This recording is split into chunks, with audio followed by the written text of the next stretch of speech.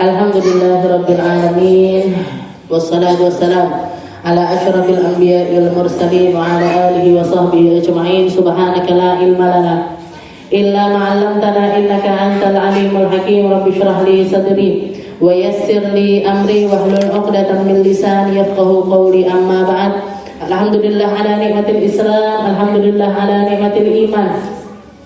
Wa kafa biha min ni'mah. Alhamdulillah, segala puji bagi Allah Subhanahu wa taala yang memberi kita nikmat Islam, yang memberi kita nikmat iman, yang memberi kita nikmat untuk datang ke tempat-tempat yang indah, berada di dalam golongan lingkungan yang sama-sama mencari sesuatu yang akan mendatangkan keselamatan bagi kita di dunia sampai di akhirat nanti.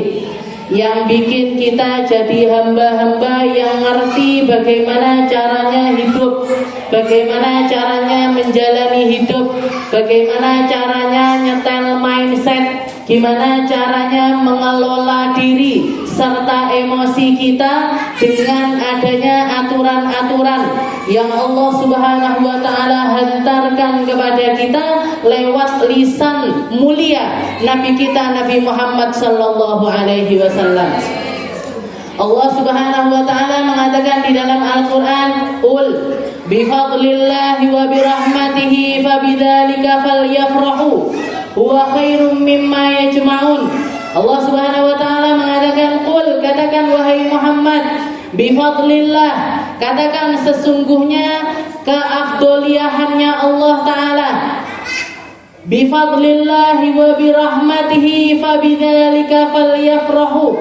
Kalau kamu ngingat-ngingat tentang kemuliaannya Allah, kalau kamu ngingat-ngingat tentang rahmatnya Allah, kalau kamu ingat-ingat tentang anugerahnya Allah, falyafrahu, maka silahkan bergembira dengan itu.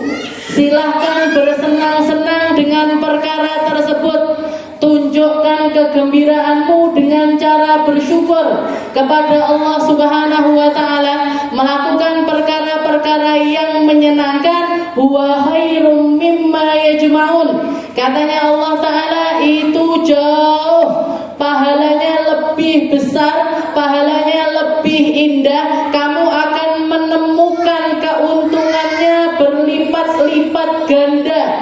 Mimma yajma'un, dibandingkan apa hal-hal yang kamu kumpulkan di dunia.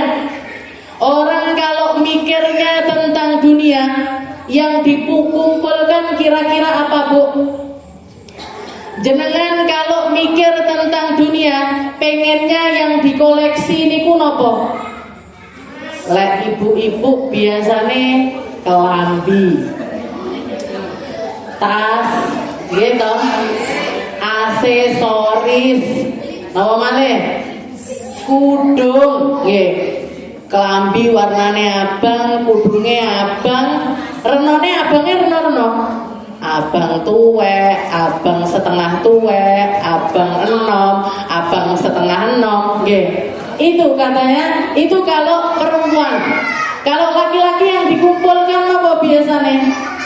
Motor, jaket, kopiah, sarung. Nah, kata niku. Nggih. Kalau pejabat yang dikumpulkan apa? Suaranya orang. Pergi ke satu desa, ke desa yang lainnya, yang di sini dikasih uang, yang di sini lagi dikasih uang, yang di sini diborong dagangannya, yang di sini untuk apa-apa yang dicari, lagi ngumpulin suara, lagi ngumpulin pendukungnya. Kalau pedagang yang dikelompok-kelompokne napa bati, nggih. Kalau pedagang yang dihitung-hitung setiap harinya, oh aku dagang modalku hari ini sekian, batiku sakmene, nggih. Yang hari ini besoknya lagi saya kulaan segini, batine sakmene, nggih. Sing dihitung-hitung duit terus. Saldoku saiki piro ya? Saldoku saiki piro ya? Terus seperti itu, nggih. Itu Allah Subhanahu wa taala mengatakan huwa khairum mimma yajma'un. Perkara yang barusan kita lakukan, duduk-duduknya kita, ketika kita ingat-ingat tentang fadilah dari Allah, tentang kemuliaan yang diberikan oleh Allah Ta'ala kepada kita, serta rahmatnya Allah Ta'ala yang mampu kita rasakan Katanya Allah Ta'ala, falyafrahu, silahkan bergembira atas itu, silahkan bersenang-senang dengan cara itu, silahkan ungkapkan, ekspresikan rasa-rasa yang seperti itu.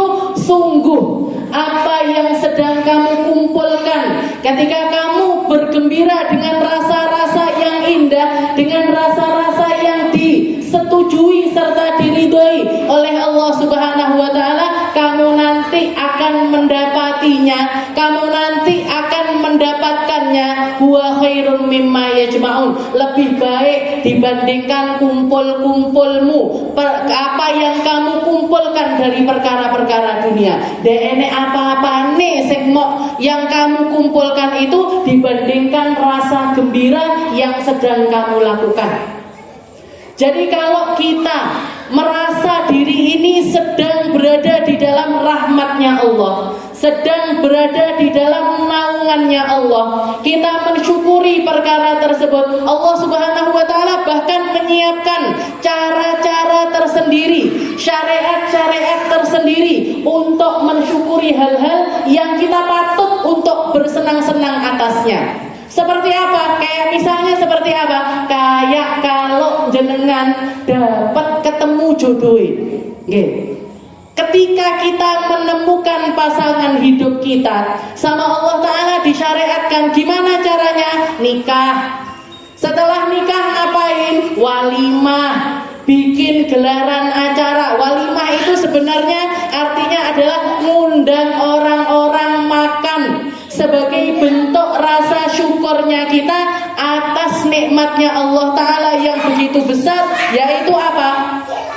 Jodoh sing digolai bertahun-tahun akhirnya ketemu.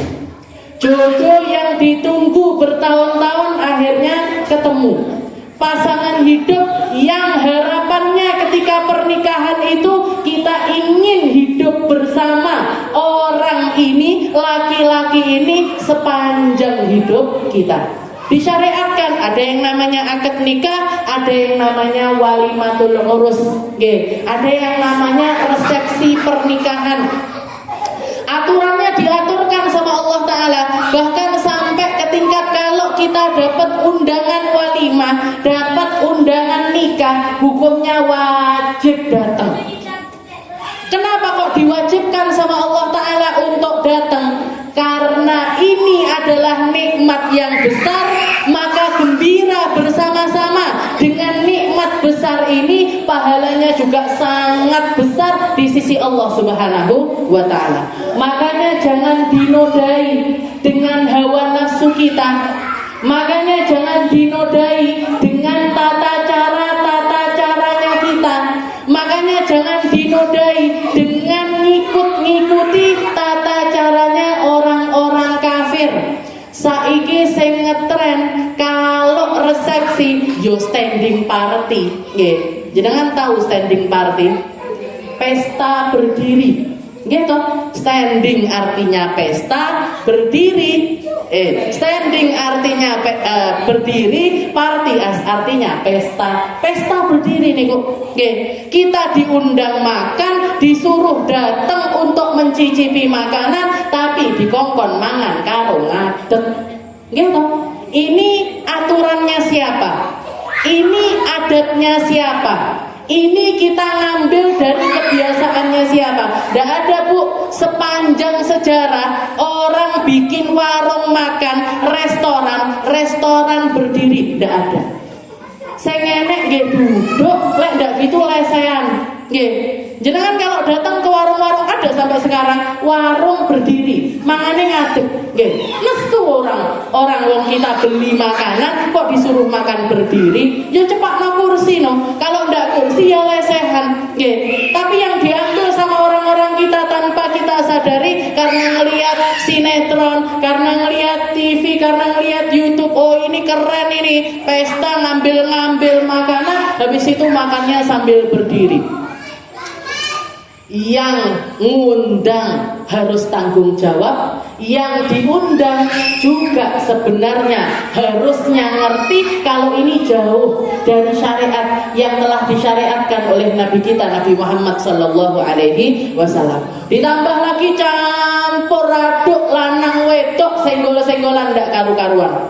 Ditutup dengan acara lempar bunga, lempar bunga, rebutan ndak karu-karuan diiringi dengan musik-musik yang sangat jauh dari aturannya Allah Subhanahu wa taala.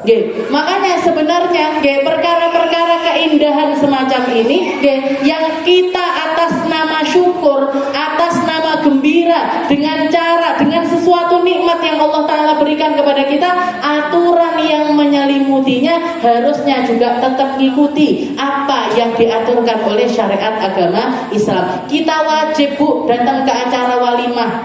Tapi kalau walimahnya modelnya semacam ini nggak jadi wajib. Nggak jadi wajib. Kenapa? Karena banyak sekali pelanggaran yang dilakukan di dalam perkara tersebut. Qul bifadlillahi wa birahmatihi fabidzalika falyafrahu huwa khairum mimma yajma'un. Apalagi nikmat yang kita rasakan besar. Kita nikmat punya anak, dikasih keturunan sama Allah taala, diaturkan sama Nabi. Gimana caranya? Nanti ketika lahir, kalau dapat anak laki-laki suruh nyembelih kambing 2. Kalau anaknya perempuan suruh nyembelih kambing 1. Napa namine? Akikoh, akikah. Nanti rambutnya digunduli, ditimbang sebanyak dari timbangan tersebut, sedekah sama orang seharga timbangan emas dari rambutnya tersebut. Ini yang dilakukan sama Nabi Muhammad kepada cucu-cucunya Hasan Husain. Dibelikan sama Nabi kambingnya karena Sayyidah Fatimah dan Sayyidina Ali ini orang yang tidak punya, yang belikan kakeknya. Nggak masalah yang belikan kakeknya, siapapun boleh, istilahnya dari keluarga tersebut, untuk mengekspresikan rasa gembira kita atas rahmat karunia dari Allah Subhanahu wa taala. Setelah itu Allah Subhanahu wa taala juga mengatakan qul bi fadlillahi wa bi rahmatihi fabidzalika falyafrahu wa khairum mimma yajma'un. Fadlullah wa rahmatullah, fadilah dari Allah taala serta rahmat. Rahmat yang Allah Subhanahu wa taala berikan, karuniakan kepada kita yang hidup di alam semesta ini, tidak ada yang lebih tinggi dibandingkan rahmat karunia berupa terutusnya Nabi kita Nabi Muhammad sallallahu alaihi wasallam. Kita ini mulia karena Nabi, Bu. Kita ini diangkat derajatnya karena Nabi. Allah Subhanahu wa taala mengatakan di dalam hadis qudsinya, laulaka ya Muhammad ma khalaqtul afaq. Katanya Allah taala, kalau bukan karena kamu wahai Muhammad, kalau bukan karena untuk memamerkanmu wahai Muhammad, kalau bukan karena agar banyaknya orang yang memuji kepadamu wahai Muhammad, ma khalaqtul afaq, saya tidak akan bikin apa-apa. Saya tidak akan menciptakan surga, tidak akan menciptakan neraka, tidak akan menciptakan bumi, tidak akan menciptakan langit, tidak akan menciptakan matahari, tidak akan menciptakan bulan. Saya tidak akan menciptakan manusia, tidak akan menciptakan jin, malaikat, tidak akan aku ciptakan semua ini kecuali hanya karenamu wahai Muhammad. Karena ciptaannya Allah Ta'ala yang satu ini, Allah Subhanahu wa Ta'ala menciptakan alam semesta beserta istri-isinya. Makanya di dalam Al-Quran Allah Subhanahu wa Ta'ala juga mengatakan wadzakirhum biayyamillah, wadzakirhum biayyamillah, saling mengingatkanlah kalian dengan hari-hari istimewa yang diistimewakan oleh Allah Subhanahu wa ta'ala. Makanya para ulama mengatakan gak ada hari paling istimewa setelah lahirnya Nabi kita Nabi Muhammad sallallahu alaihi wasallam yang lebih istimewa dibandingkan hari kelahirannya Nabi kita Nabi Muhammad sallallahu alaihi wasallam. Makanya kenapa kok tadi kita setelah baca doa-doa, setelah kita baca salawat nariyah dan juga salawat busyra, ditambahi dengan qiyam, ditambahi dengan baca sekelumit dari pujian-pujian kepada Nabi Muhammad sallallahu alaihi wasallam. Damel ngeri buat nginget-nginget ini bulan lahirnya Nabi. Ini bulan di mana Allah Subhanahu wa taala menjadikan bulan ini istimewa karena Nabi Muhammad sallallahu alaihi wasallam. Bulan di mana Allah Subhanahu wa taala memulai titik temu kemuliaan antara orang awwalina wal akhirin. Mulianya orang awal karena Nabi Muhammad, mulianya orang akhir juga karena Nabi Muhammad.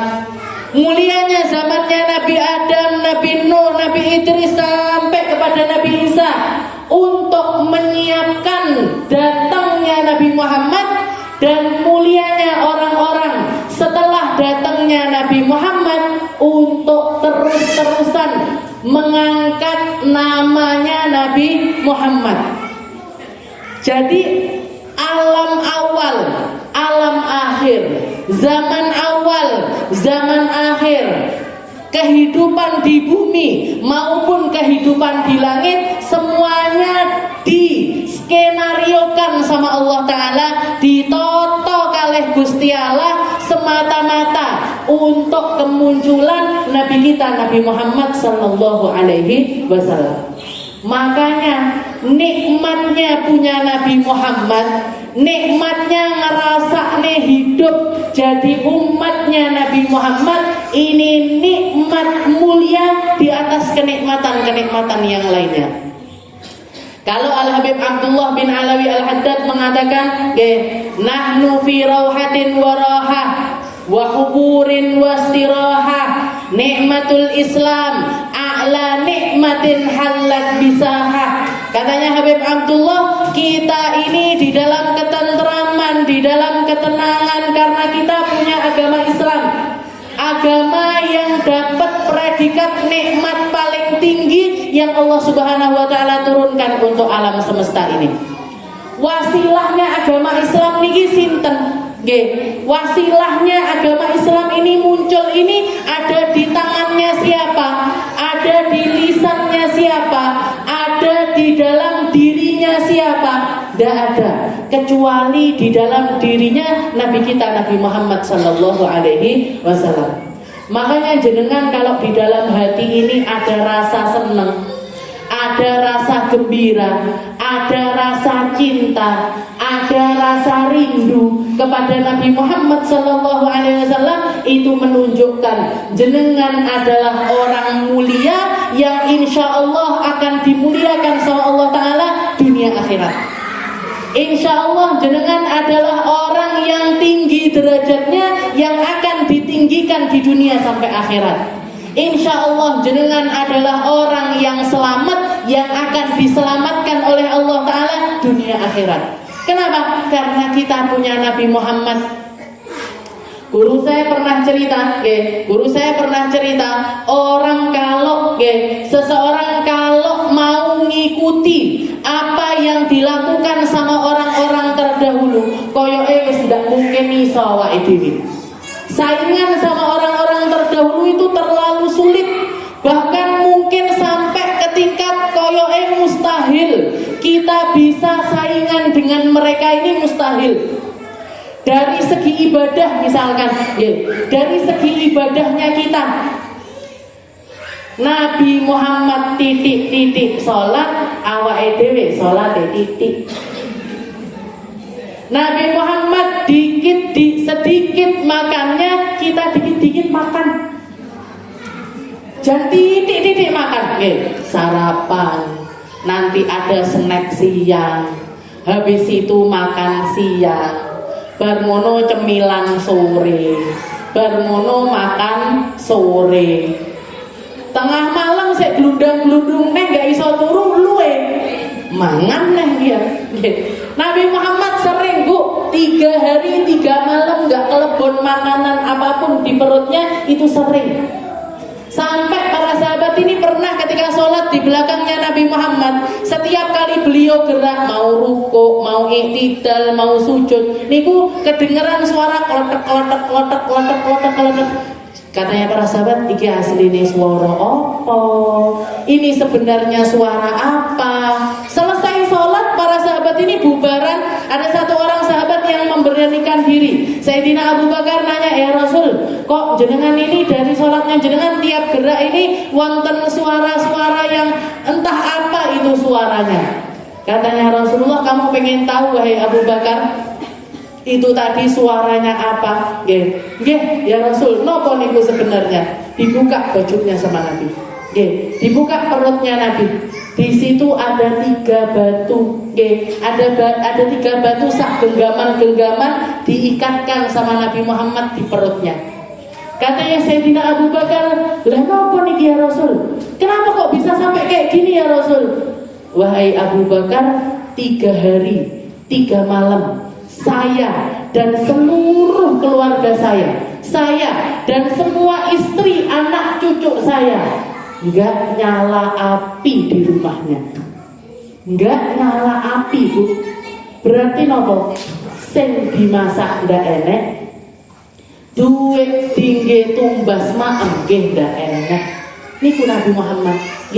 Langsung Sayyidina Abu Bakar pergi. Ayo ya Rasul, kita ada makanan sedikit di rumah saya. Ayo kita ke rumah untuk ngambil makanan. Ayo makan, tak jamu makan di rumah wahai Rasul. Bawa ke rumahnya Sayyidina Abu Bakar, makan di rumahnya Sayyidina Abu Bakar. Disediakan sama Sayyidina Abu Bakar beberapa makanan.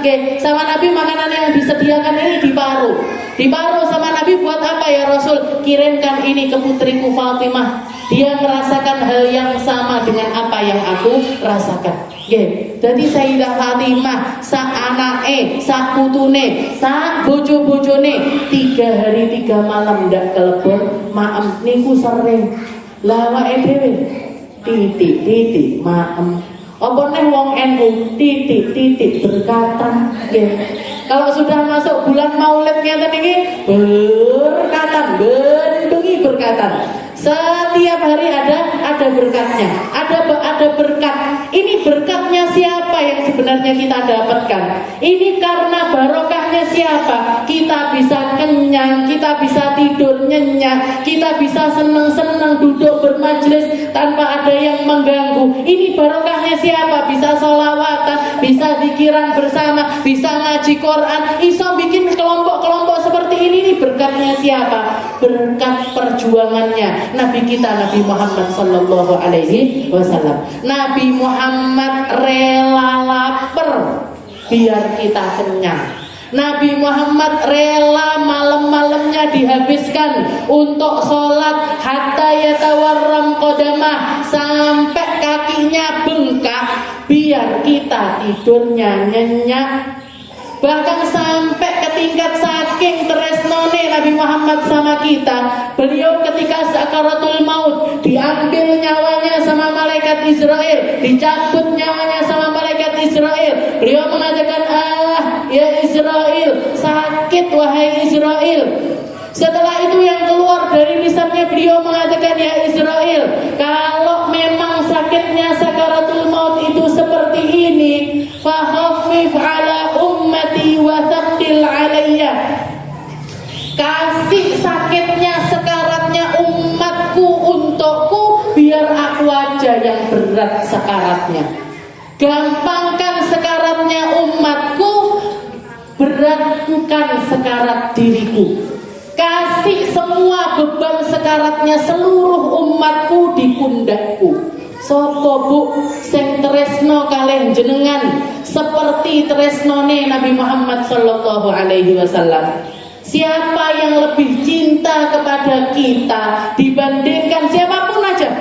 Kalau kita ngomong orang yang paling cinta sama saya adalah ibu saya, orang yang paling cinta sama saya adalah ayah saya, orang yang paling cinta sama saya adalah anak cucu saya, orang yang paling cinta sama saya suami saya. Tidak ada apa-apanya Bu cintanya mereka dibandingkan cintanya Nabi kepada kita.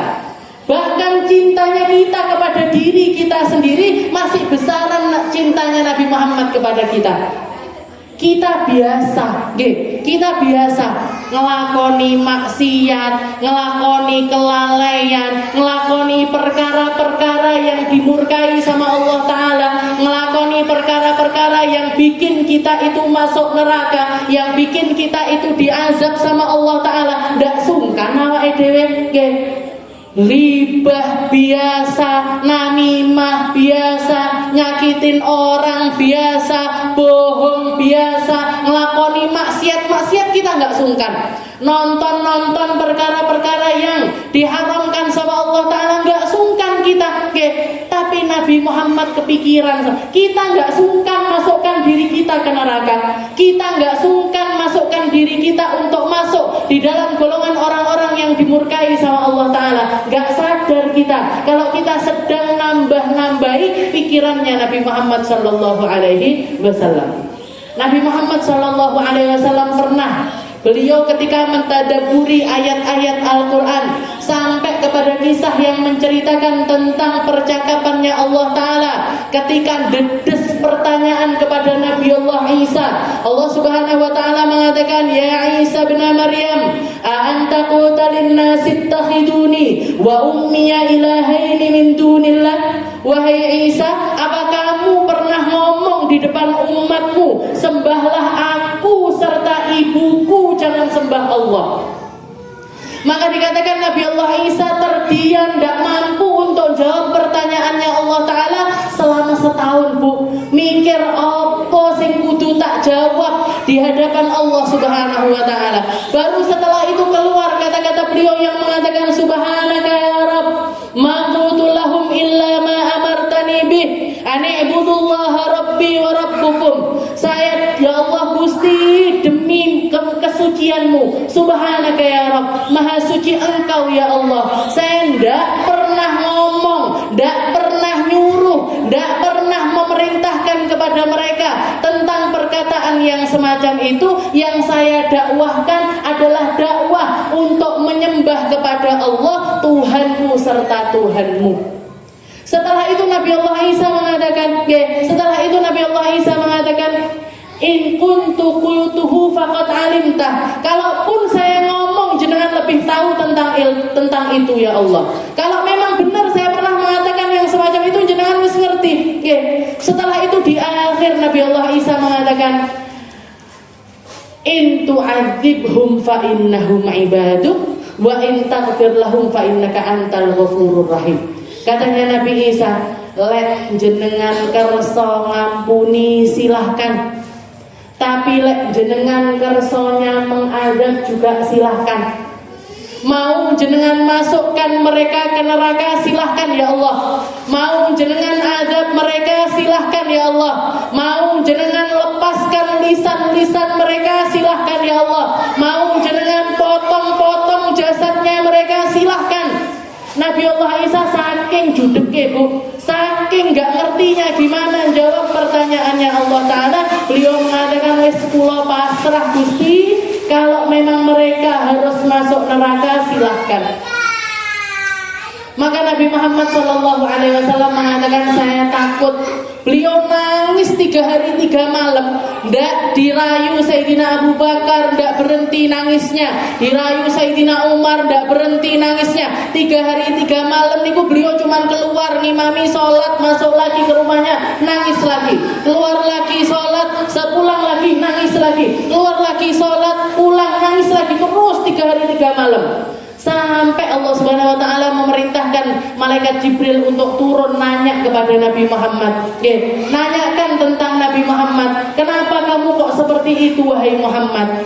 Maka Nabi Muhammad mengatakan, saya takut saya nanti kalau di hari akhirat, di hari kiamat, ketika melihat semua hal yang dilakukan oleh umatku, yang ketika aku jadi saksi bagi mereka, yaitu para sahabat-sahabatku atau orang-orang setelah aku, orang-orang yang hidup setelah aku, saya takut kalau saya tidak kuat ngempet, tidak kuat untuk sabar, tidak kuat untuk menyelamatkan, saking banyaknya dosanya mereka, saking kualate mereka sama Gusti Allah, saking banyaknya hal-hal kesalahan yang dilakukan oleh umatku, saya takut sampai keluar kata-kata berkata di hadapan Allah Ta'ala, in tu'adzibhum fa innahum ibadu. Lek jenengan kersa mengadab, silahkan ya Allah. Saya takut mengucapkan seperti apa yang diucapkan oleh Nabi Allah Isa. Saya takut gak punya kesabaran untuk ngempet ngomong seperti itu di hadapan Allah. Saya takut nasib umat saya nanti akan jadi seperti nasibnya umatnya Nabi Allah Isa. Terus beliau merayu Allah Ta'ala untuk menyelamatkan umatnya, sampai turun firman Allah Ta'ala yang mengatakan, wala sawfa yu'tika rabbuka fatarda. Wahai Muhammad, kamu adalah seorang nabi yang akan aku berikan apapun yang kamu pinta sampai kamu puas. Sampai kamu puas wahai Muhammad. Apa sing tok, apa yang kamu miliki, apa yang kamu inginkan akan aku berikan sampai kamu puas. Wala sawfa yu'tika rabbuka fatarda. Sayyidina Ali bin Abi Thalib mengatakan, hadhil ayah arjal ayatu fil Quran. Ayat ini adalah ayat pengharapan paling tinggi untuk umatnya Nabi Muhammad sallallahu alaihi wasallam. Kebanyakan para sahabatnya Nabi, kebanyakan orang-orang yang hidup di zamannya Nabi, ketika ditanya ma arjal ayat fil Quran, apa ayat yang bikin kita itu punya pengharapan paling tinggi untuk selamat di hadapannya Allah Ta'ala, sebagian besar para sahabatnya Nabi itu mengatakan arjal ayat fil Quran. Ayat pengharapan paling tinggi itu adalah ketika Allah Subhanahu wa Ta'ala mengatakan, qul lilladzina asrafu ala anfusihim la taqnatu mir rahmatillah. Jadi para sahabat itu mengatakan yang paling bikin kita berharap kepada Allah Ta'ala ketika mengatakan qul lilladzina asrafu ala anfusihim. Katakan wahai Muhammad kepada orang-orang dari umatmu, kepada manusia-manusia yang hidup setelahmu, katakan kepada mereka, in asrafu ala anfusihim, walaupun mereka punya dosa yang sampai melampaui batas sekalipun. Dosa yang melampaui batas ini seperti apa? Ngelakoni maksiat sekali, tobat balik nah, tobat nah balik nah, tobat lagi balik lagi, tobat lagi balik lagi. Ini orang dosa semacam ini kan orang-orang kayak kita. Pas majelis sadar, orang oleh riba, orang oleh ngomong wong, orang oleh nyelacu wong, orang tapi sik metu titik. Dijak omong-omongan tonggone, ngerti nggak tonggone awake dhewe sing kuwi? Nyapa. Gosip terbaru apa ini? Update terbaru apa ini? Engko sak majelis sadar neh. Oh yo dosa kuwi. Tapi ngono neh biar. Gitu lagi. Ataupun orang dengan maksiat apapun, bunuh orang, tobat, bunuh lagi, tobat lagi, bunuh lagi, tobat lagi. Ini adalah permisalan orang-orang yang asrafu ala anfusihim, yang punya hidup melampaui batas di dalam dosanya. Melampaui batas di dalam dosanya. Harusnya jawaban dari ayat ini atau terusan dari ayat ini, aku nesu karo wong-wong koyok kowe. Saya nggak ngerti lagi gimana memperlakukan orang-orang semisal kalian. Tapi ternyata Allah Subhanahu Wa Taala memberikan akhir ayat ini dengan kata-kata la taqnatu mir rahmatillah. Jangan pernah putus asa dari rahmatnya Allah. Jangan pernah merasa Allah Ta'ala tidak akan mengampuni kalian. Jangan pernah merasa Allah Subhanahu Wa Ta'ala akan tega kepada kalian. Jangan pernah merasa Allah Ta'ala akan membuka aib-aib kalian. Jangan pernah merasa Allah Ta'ala tidak akan pernah memperlakukan saya dengan perlakuan mulia. Jangan pernah punya perasaan yang semacam itu. Dosamu koyo opo gedene, selama kamu masih dikasih umur sama Allah Ta'ala, jangan pernah putus asa untuk taubat. Jangan pernah putus asa untuk istighfar. Jangan pernah putus asa untuk merenungi dosa-dosa tersebut, terus minta ampun sama Allah Ta'ala. Jangan pernah putus asa. Walaupun semisal kita dalam sehari melakukan maksiat yang sama 1000 kali sekalipun, tapi Tapi tetaplah iringi maksiatmu dengan taubat, iringi dosamu dengan pertaubatan, iringi kesalahanmu dengan istighfar kepada Allah Subhanahu wa ta'ala. Kurang rahmat apa Bu gustine awake dhewe?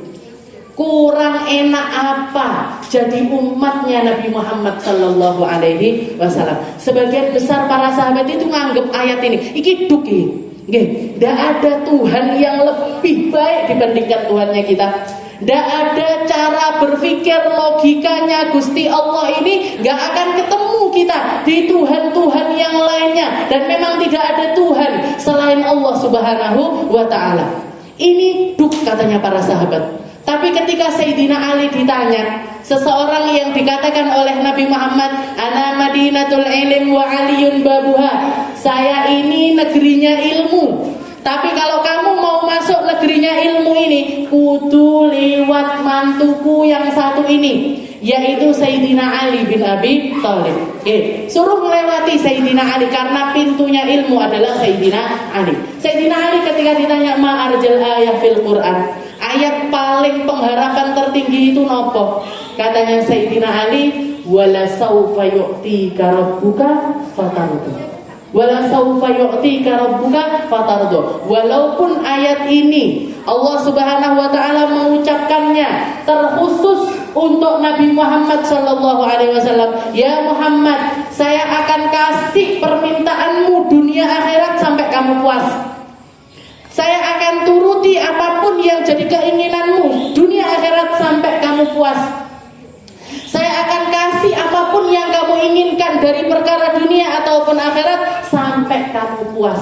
Setelah itu Sayyidina Ali mengatakan, dan saya tahu, kami tahu, keluarganya tahu, para sahabatnya tahu, pengharapan Nabi Muhammad yang sampai bikin beliau ini puas adalah untuk memastikan tidak ada satupun dari umatnya yang akan masuk di dalam neraka secara abadi. Gak akan ada orang yang di dalam hatinya ada la ilaha illallah Muhammadur Rasulullah, yang ada iman kepada Allah dan percaya sama Nabi Muhammad. Gak akan ada di antara mereka yang selama-lamanya akan diazab oleh Allah Ta'ala di dalam neraka. Kabeh bakalan diselamatkan. Semuanya akan diselamatkan, semuanya akan dimasukkan ke dalam surga. Bahkan Nabi Muhammad rela keluar dari kenikmatannya surga untuk nyari umatnya yang masih ada di dalam nerakanya Allah Subhanahu wa ta'ala. Semuanya dipastikan untuk selamat, Bu. Makanya setiap kali kita ingat Nabi, setiap kali kita merasakan rahmatnya Nabi, setiap kali kita merasakan dampak dari dakwahnya Nabi, sudah sepantasnya bagi kita untuk bersyukur punya Nabi Muhammad sallallahu alaihi wasallam, yang punya rahmat terluas, yang punya kesabaran tertinggi, yang punya penyampaian paling indah, yang disempurnakan sama Allah Ta'ala dohirnya, batinnya.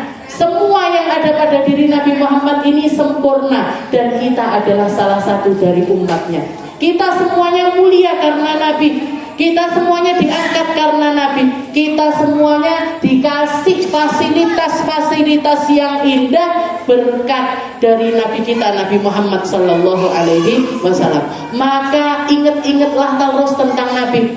Jenengan sholawat sing akeh, jenengan nginget-nginget Nabi yang banyak. Hadirkan Nabi Muhammad di rumah kita, di tetanggaannya kita, di sekolah-sekolah kita, di kelas-kelas kita, di dalam kumpulan-kumpulannya kita. Ikut sertakan Nabi Muhammad di dalamnya, jenengan akan terangkat, jenengan akan terselamatkan, jenengan akan terbersihkan, jenengan akan disucikan sama Allah Ta'ala sesuci-sucinya. Semakin dekat dan semakin dekat kita kepada Nabi Muhammad, kita akan semakin indah. Karena cahaya itu nular, karena keindahan itu nular, karena kebaikan itu nular. Lek awake dhewe sing dicedeki Nabi Muhammad, kita akan ketularan indah seperti indahnya Nabi Muhammad. Oke, mugi-mugi kabeh dikasih porsi yang banyak dari cinta kepada Nabi Muhammad, tresno, rindu, nyebut-nyebut. Allah Subhanahu wa taala wa rafa'na laka dzikrak, tak tinggikan penyebutan wahai Muhammad. Nabi Muhammad sudah tinggi, kita salawat enggak salawat Nabi Muhammad sudah tinggi. Kita maulidan Nabi Muhammad enggak maulidan Nabi Muhammad tetap mulia. Kita zikiran enggak zikiran Nabi Muhammad tetap tinggi. Yang perlu untuk berzikir itu kita. Yang perlu untuk bersalawat itu kita. Yang butuh untuk nyari syafaatnya Nabi itu kita. Dan itu kita semuanya bisa dapatkan lewat perkara-perkara indah yang Nabi Muhammad sampaikan, tinggalkan untuk kita. Mulai dari ilmunya, ibadahnya, akhlaknya, cara memimpinnya, cara muamalahnya, cara-cara apapun yang ada pada diri Nabi Muhammad, itu semuanya adalah warisan dari Nabi kita Nabi Muhammad sallallahu alaihi wasallam. Mugi-mugi semuanya diselamatkan, mugi-mugi semuanya diberkahi, mugi-mugi semuanya diampuni, mugi-mugi semuanya dikasih kedekatan sedekat-dekatnya kepada Nabi kita Nabi Muhammad sallallahu alaihi wasallam. Mugi-mugi Allah Ta'ala jaga akidahnya kita, jaga akidah anak cucu kita, jaga akidah orang-orang tercinta kita, agar selalu ada di dalam golongan-golongan orang-orang yang memuji kepada Nabi, orang-orang yang meninggikan namanya Nabi, orang-orang yang tresno sama Nabi, orang-orang yang cinta serta rindu kepada Nabi kita Nabi Muhammad sallallahu alaihi wasallam. Dan mugi-mugi puncaknya kita semuanya dikaruniai sama Allah Ta'ala husnul khatimah, kematian yang baik, kematian yang indah, kematian yang penuh dengan ridho dari Allah Subhanahu wa taala. Ala hadhihi niyyah wa ala niyatin salihah wa ila hadratin Nabi Muhammad sallallahu alaihi wasallam bi sirril Fatihah.